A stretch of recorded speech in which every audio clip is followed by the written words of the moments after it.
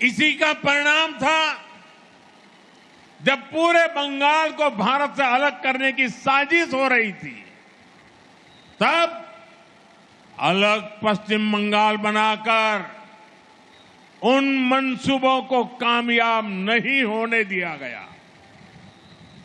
हजारों वर्ष पुरानी सभ्यता और संस्कृति, यहां की मूल आस्था और परंपरा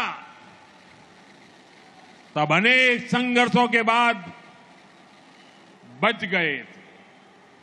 और आज भी वो मूल्य, इस धरती के संस्कार आज पश्चिम बंगाल के रूप में न केवल सुरक्षित है बल्कि जीवंत भी है।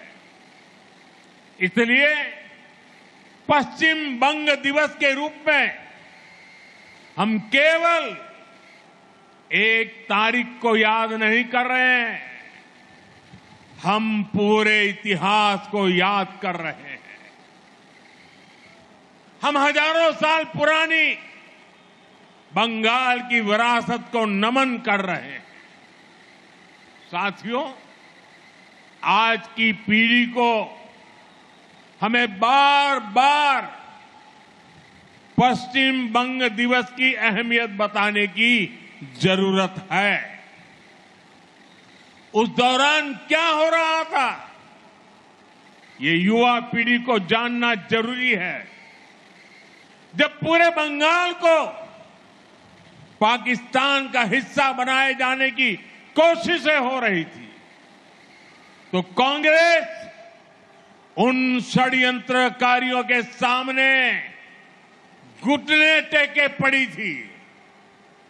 और यही वो समय था जब डॉक्टर श्यामा प्रसाद मुखर्जी ने उसके खिलाफ आवाज उठाई।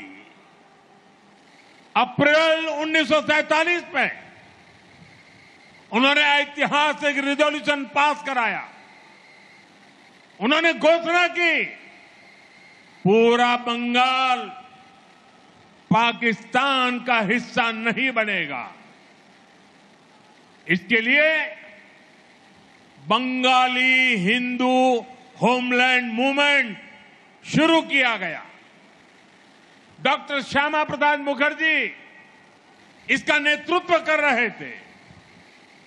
प्रसिद्ध वैज्ञानिक मेघनाथ साहा, इतिहासकार आरसी माजुमदार, इतिहासकार जदुनाथ सरकार, सुनीति कुमार चट्टोपाध्याय, बंगाल के ऐसे कितने प्रबुद्ध और प्रसिद्ध लोग इस मूवमेंट का हिस्सा बने।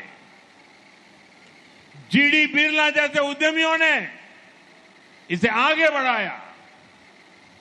मतवा लीडर पीआर ठाकुर ने आगे आकर इस मूवमेंट को समर्थन दिया। अखबारों में लेख लिखे गए, किस्से कहानियां लिखी गई। वंदे मातरम की भावना को एक बार फिर स्फुरित किया गया। बंगाल की जिस आवाज को मजहबी एजेंडों से दबाया जा रहा था, इस जन आंदोलन से वो स्वर फिर से मुखर हो उठे। इसी का नतीजा था भारत विरोधी लोगों को ये पता चल गया, पूरे बंगाल को भारत से तोड़ना नामुमकिन होगा।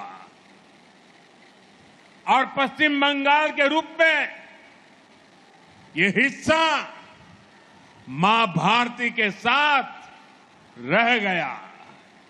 साथियों, जिस भावना से पश्चिम बंगाल को बचाया गया था, आजादी के बाद उसी भावना पर इसे आगे बढ़ाने की जरूरत थी।